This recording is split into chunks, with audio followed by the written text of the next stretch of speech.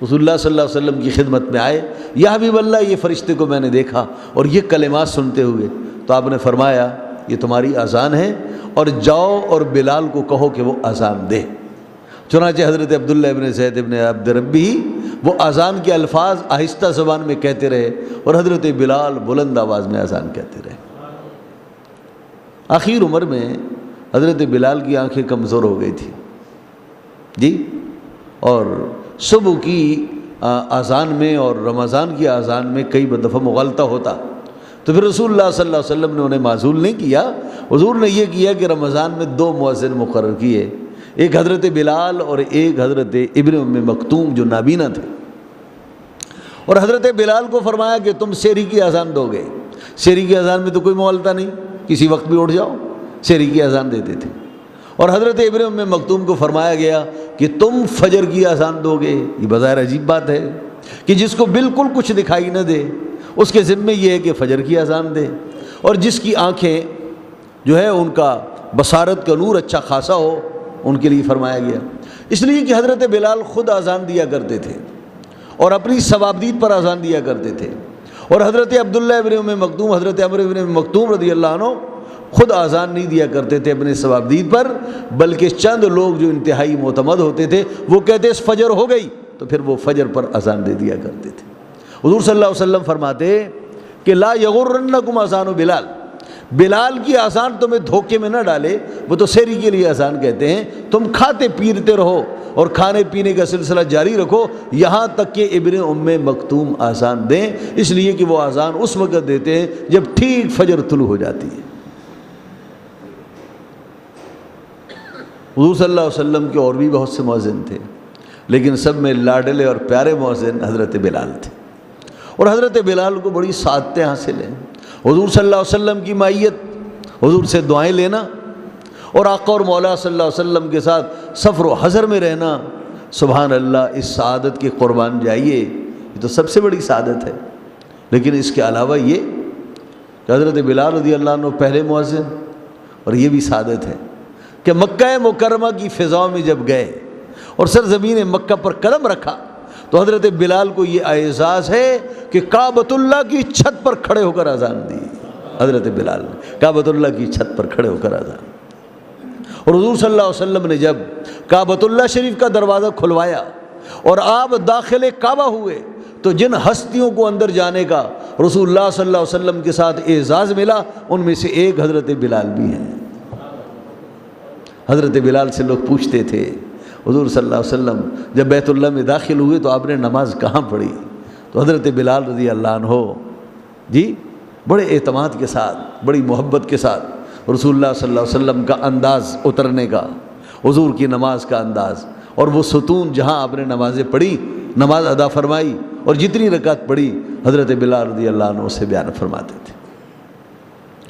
حضور صلی اللہ علیہ وسلم کے زمانۂ اقدس میں خوب اذانیں دیں، سفر میں بھی اذانیں دیں۔ جب حضور کا وصال ہوا تو عہد کیا کہ میں جس ہستی کا چہرہ دے کر اذان دیا کرتا تھا وہ آفتاب نبوت غروب ہو گیا، اب میں جب اذان دوں گا اس ہستی کا چہرہ میری نگاہوں میں آئے گا اور میرے دل کے جو جذبات ہیں وہ بے قابو ہو جائیں گے۔ تو آپ نے اذان دینا چھوڑ دی، بلکہ مدینہ طیبہ کے در و دیوار دیکھتے رسول اللہ صلی اللہ علیہ وسلم کی شدت سے یاد آتی، ناقابل برداشت ہوتی، تو شہر مدینہ چھوڑنے پر مجبور ہو۔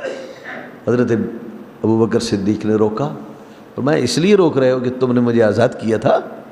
تم نے مجھے اپنے لیے آزاد کیا یا راہ خدا میں آزاد کیا؟ راہ خدا میں آزاد کیا تو مجھ سے کچھ مت کہو۔ فرمایا ایسی بات نہیں ہے، مجھے بڑھاپے میں تنہا چھوڑ کر مت جاؤ۔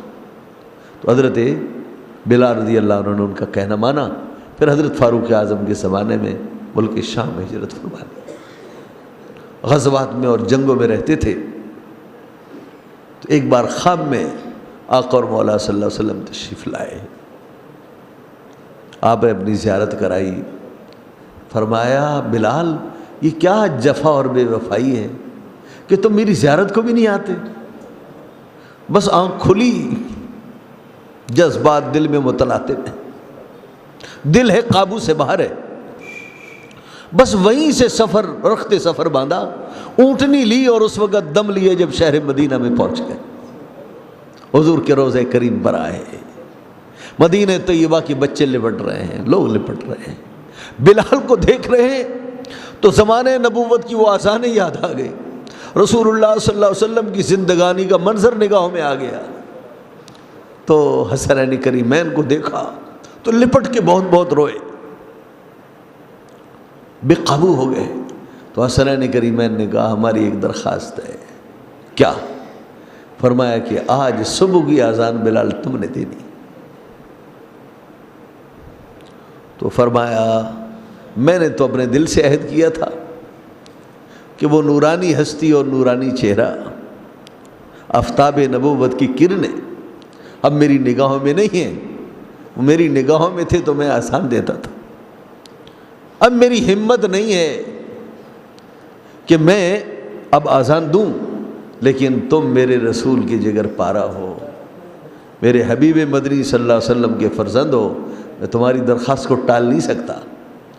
صبح کے وقت اذان دی. حدیث طیبہ میں آیا، سیرت کی کتابوں میں آیا، اللہ اکبر کا عجیب منظر، سہانا منظر، سناٹے کا آلہ. اشہد ان لا الہ الا اللہ کہا. مدینہ طیبہ کی جیسے در و دیوار کانپ رہے ہوں، لرز گئے ہوں. اور جب کہا اشہد ان محمد الرسول اللہ تو فرمایا جو خواتین پردہ دار ہیں وہ گھروں سے باہر نکل آئی ہیں. اور پھر حضرت بلال کو اشہد ان محمد الرسول اللہ پر پہنچے تو اپنے دل کو ضبط نہیں کر سکے، اپنے دل کو سنبھال نہیں سکے.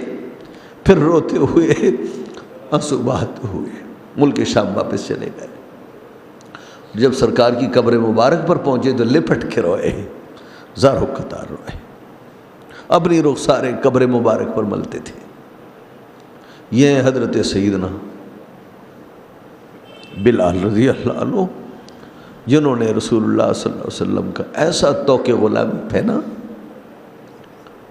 اور رسول اللہ صلی اللہ علیہ وسلم کی خدمت گزاری کی، اسلام کے لیے عظیم الشان قربانیاں دی.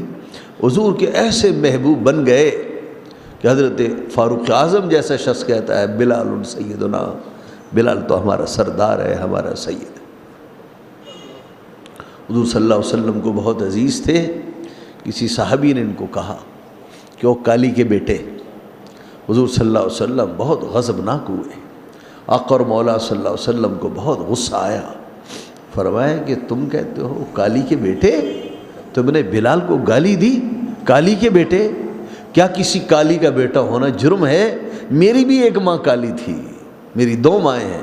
ایک میری ماں گوری تھی جن سے اللہ نے مجھے تولد کیا، میری ماں آمنہ، اور ایک میری کالی ماں تھی جس نے مجھے پالا، جس نے مجھے گودوں میں کھلایا، جس نے مجھے دودھ پلایا، وہ ام ایمن بھی میری ماں کالی ہے. تو بتاؤ مجھے کیا کہو گے؟ اللہ رب العالمین ان کی روز اطہر پر کروڑوں رحمتیں نازل فرما.